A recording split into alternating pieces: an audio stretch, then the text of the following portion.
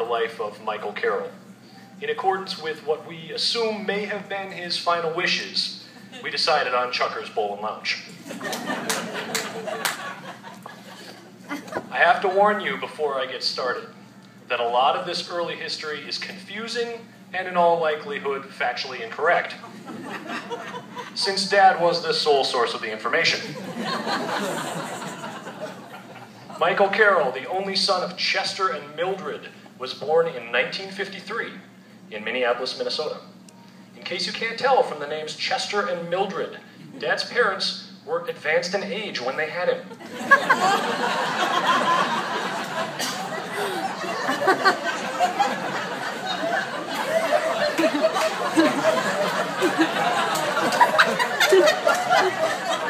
It was not a planned pregnancy.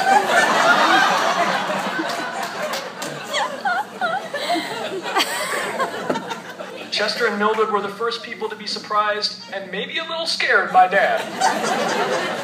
But they wouldn't be the last. Growing up, Dad used to help his bartender father clean up at work in the mornings. As a reward, Dad would get to drink from the dregs of the remaining beer bottles. This may have been the start of his love of terrible beer. When he was 12, Dad got a job driving a truck filled with plants through downtown Minneapolis to the local farmer's market. This is one of those stories that I have trouble understanding. I mean, I'm not sure what sort of employer would hire a 12-year-old to drive a truck in the city. My best guess is that the guy had to be an alcoholic. I mean, think about it. Despite being barely able to reach the pedals, a sober 12-year-old was probably marginally safer than a blitzed adult behind the wheel. And he could pay a child half the wages of an adult, then go to sleep instead of driving the truck. That's the only sane reason I can think of why someone would hire a child who can't even get a driver's permit for 3 more years to do a driving job. Anyway, Dad told me a lot of stories about his junior high and high school. Let's just say it was a little different than going to school these days. If you fell asleep in class, you didn't get detention. You got dragged to the front of the room by your shirt collar and had your head slammed into the chalkboard. That'll wake you up. And if you talk back to the teacher, you wouldn't get sent to the principal. You'd get thrown down the stairs. I mean, the worst thing that happened to me in the cafeteria was getting a jelly donut smashed in my face. In Dad's high school, someone would turn off the cafeteria lights and the white kids would start fighting the black kids. To me, that doesn't sound like high school. That sounds like a federal penitentiary.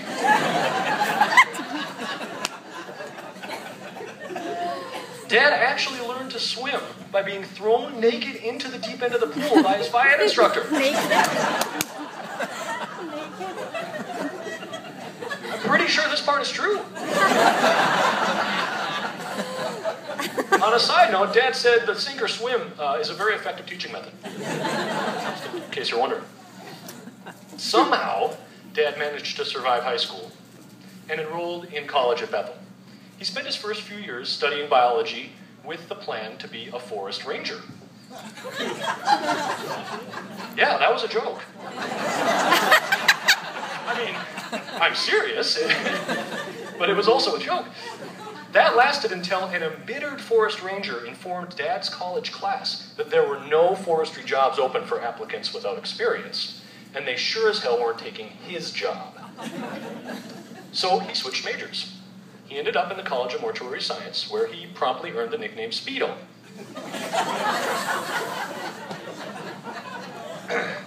Dad said it was because he was so quick at embalming.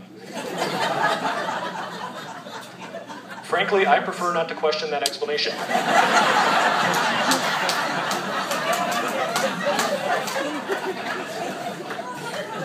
During college, Dad got hired driving a limo for rich folks and rock stars. He told me that this was just to help pay tuition, but I'm pretty sure this was secretly his long-term career goal, since it was obviously the coolest thing that he's ever done. Regardless, if you've ever been a passenger with Dad driving, you'll know why it didn't pan out.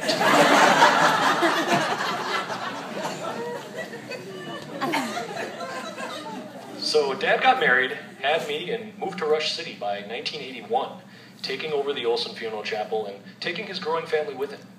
He immediately became involved in the community here. Being a naturally social person, he made friends and acquaintances quickly. This was good for his business, but it had unintended effects on his family. I can't remember a family vacation that didn't begin with at least 3 stops before we even left town. Dad was always talking to someone. I remember one day my sister Erin and I were told to wait in the car while Dad ran over to speak with someone.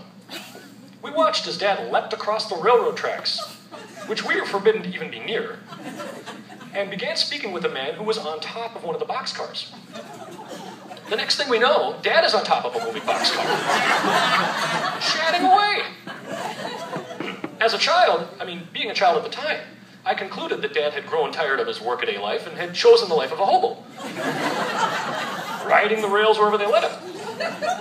So when he got back to the car, Dad found us both crying hysterically. And he acted like we were the ones that were behaving strangely.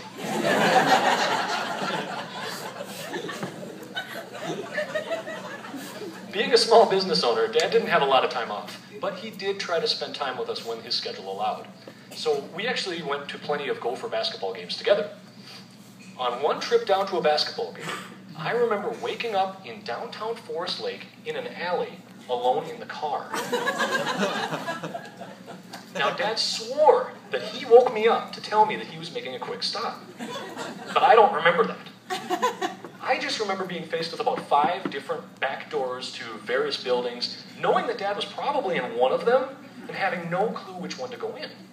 So my imagination was wild.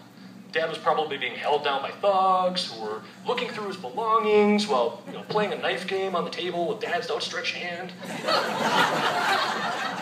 It was horrible for me. Then I saw the state patrol car stopped at a red light. So I ran through the traffic and knocked on the state patrol car officer's window. Luckily, the officer had the good sense to drive around the block a few times, which was all the time it took for Dad to return to the car. I feel like if this happened in 2012, Dad probably would have been facing charges. But in reality, the most dangerous part of the whole night was me running into the road. So don't worry too much. Time passed. We all grew older. I know that Dad cared very much for us, but he was working so hard and he wasn't always around. But then I went away to college.